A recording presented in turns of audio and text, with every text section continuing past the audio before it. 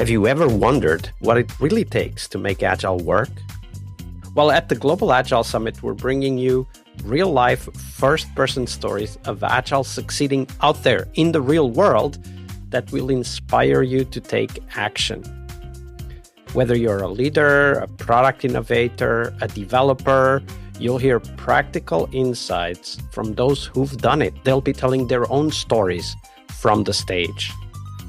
I'll tell you more about this at the end of this episode, so stay back and listen to the full detailed description of what we have in store for you at the Global Agile Summit. But if you can't wait, you can go right now to globalagilesummit.com and check out our full schedule.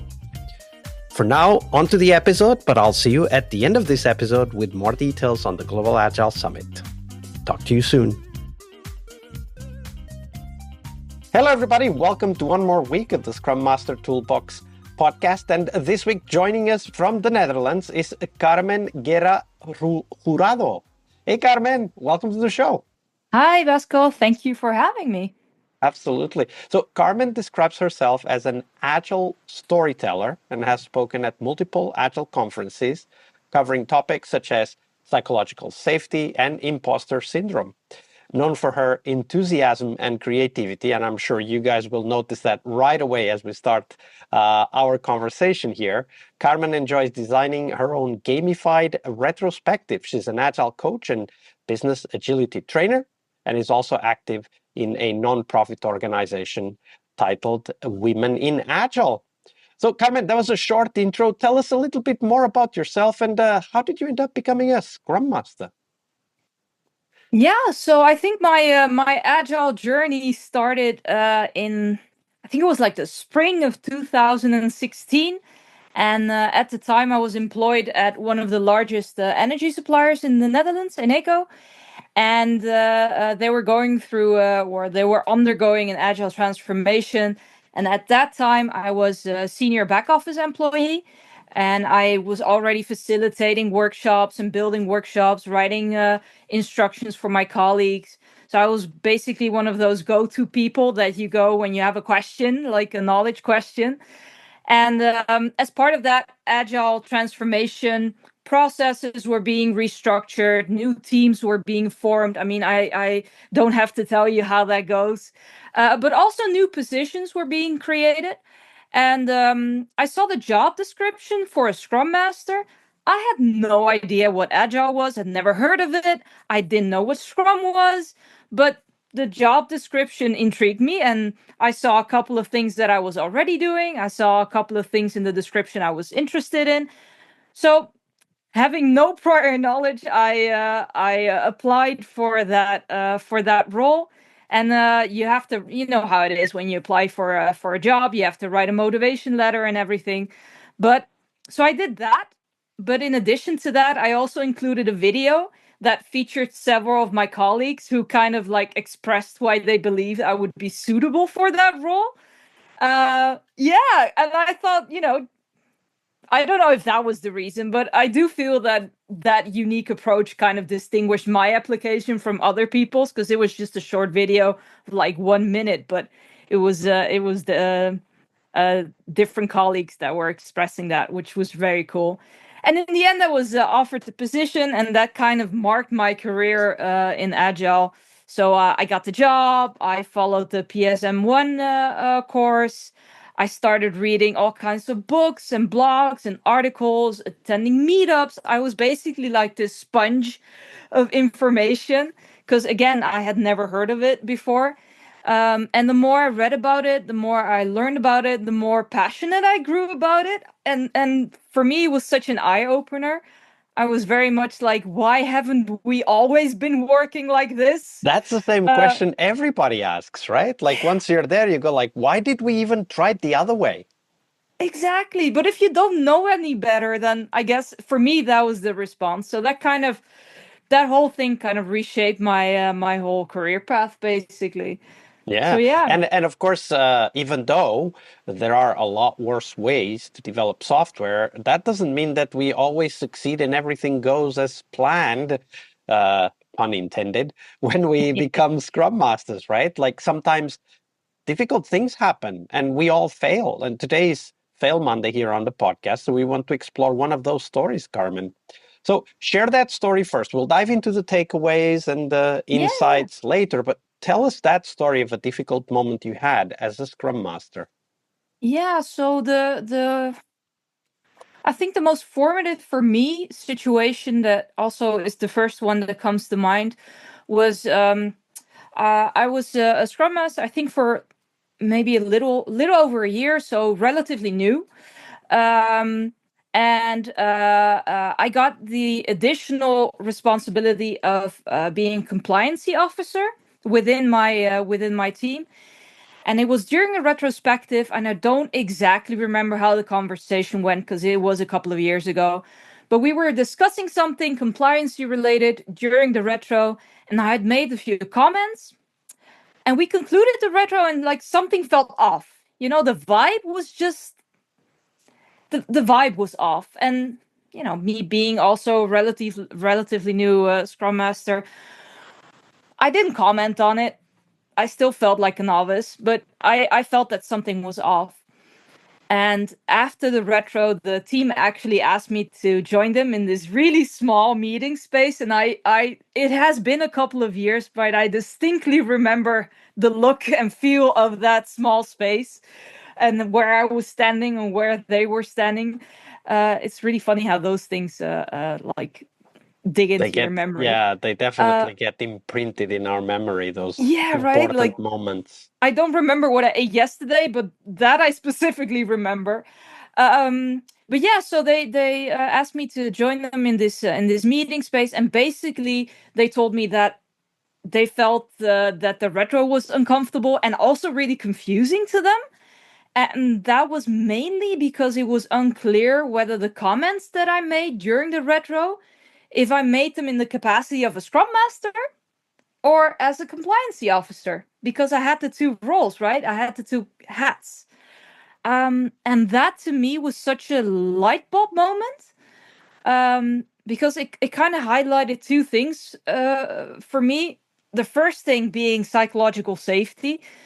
And it was just an example that I had done something right because the team felt free and safe enough to come to me and share this feedback with me about something I did or a situation that I had created, right?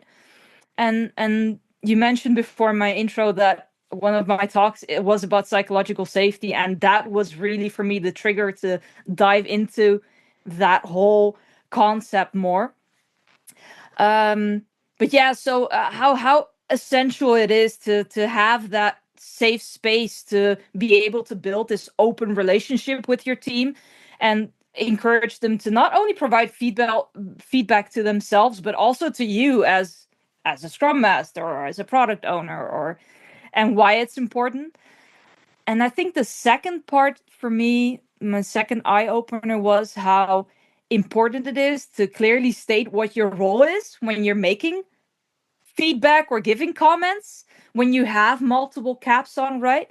And it's so important. So I honestly took up the habit of saying, okay, guys, I am now putting on my compliancy officer hat and I'm going to make this comment. Or, you know, I'm taking off my compliance officer hat and I'm putting on my scrum master hat and making a comment. So just like emphasize and vocalize that, but not just that, but also involve the team, right? Like I might forget to reiterate from which role I am making a comment. But if the team knows, oh wait, we are, it's how do you say it? Like when maybe you're struggling because you have multiple hats or multiple balls in the air, right? And juggling multiple balls. You're a team, so make it a team responsibility, and that's also what something I should have done before that moment was created, right? Like team, this is the first time I have multiple roles. Help me make it more clear for everyone when I'm stating something or we're talking about a certain So topic. for me, I think the key message that I take, which is something that sometimes gets kind of implicitly accepted as if it is obvious, is really Yeah. that role difference. right? Yes. When you have a line manager who's also a developer, or Yeah. a product owner who's also a tester, or Yeah. a Scrum Master who's also a product owner, we need to be very clear, which role am I taking when I'm making that Exactly. statement? That is helpful for us as well, because then there's clarity for us in, okay, when am I stepping over the boundary, right? Because if we don't Exactly. explicitly address that, we might be stepping the boundary back and forth, and it becomes very confusing and unsettling for the team. And Definitely. this is especially important in my mind when dealing with stakeholders, right? Because sometimes or often we say, hey, we need to collect feedback from stakeholders, but then they come into the room and they give the feedback. Are they acting as the CTO or the head of engineering, or are they acting as just somebody who's looking out for the customer, whose Yeah. feedback can be taken into account but doesn't need to be followed? Definitely, definitely. And overall it just ensures like a better role management, right? By stating it explicitly. But yeah, so that for me was a really uncomfortable moment because, I got this feedback from the team, but it was such a formative moment as well, and it's something that I really appreciate the team giving me that feedback at the moment. Yeah, absolutely. And a great story to illustrate that importance of having clear roles. Thank you for sharing that, Definitely. Carmen. Yeah, you're welcome. Hey, friend, thank you for staying. Here is all you need to know about the Global Agile Summit. If you've ever suffered or know people who are suffering from agile fatigue, this event is for you. Agile fatigue is that feeling that settles in when we can't really see a light at the end of the tunnel. We get discouraged, especially when conversations revolve around the same old frameworks, the same old buzzwords and theories. We don't feel that energy anymore. Well, the Global Agile Summit is a different kind of event. We're bringing you real-life first-person stories of Agile succeeding out there in the real world that will inspire you to take action and transform the way you work. The Global Agile Summit will happen in Tallinn, Estonia, May 18th, that's the workshop day, and then 19th and 20th, the conference day. And Tallinn, Estonia is one of the most innovative tech hubs in Europe. The Global Agile Summit is hosted together with Latitude 59, which is kind of a citywide celebration of software startups and groundbreaking ideas. And we'll have a shared ticket for you to attend those events as well. So who will be speaking? Well, we've got an incredible lineup of thought leaders in software and Agile. For example, Clinton Keith, the person who literally wrote the book on game development with Scrum, and is busy bringing Agile to the world of game development. You must check his session. The very famous and well-known Jürgen Apelo, author of Management 3.0, will be talking and exploring about AI's impact on leadership. We also have Gojko Adzic, who's taking an unconventional look at the product growth with his lizard optimization keynote. Other speakers include, for example, Sven Dietz, who's challenging everything we know about software development by literally ditching contracts and estimates. Can you imagine? His teams deliver software before their competitors are even done with the contract negotiation. How agile is that? But there's more. We'll cover engineering practices in our developer track with talks on, for example, AI-assisted test-driven development, developing products in minutes with a different approach to how we develop, configure, deploy platforms, and much more.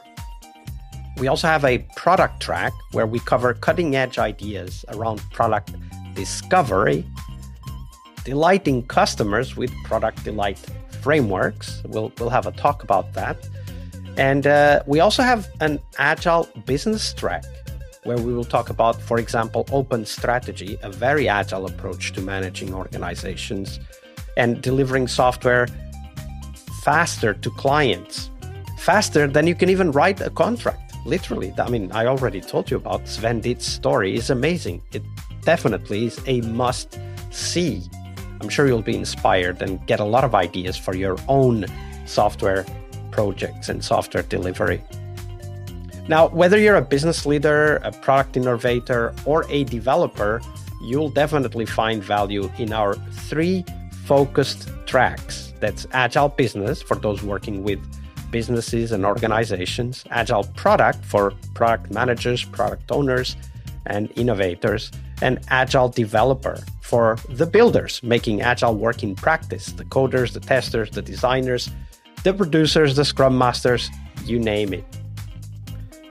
If you join, you will meet over 200 Agile professionals from all over the world. People who, just like you, want to grow, want to share, and want to learn by challenging the ideas that don't work anymore.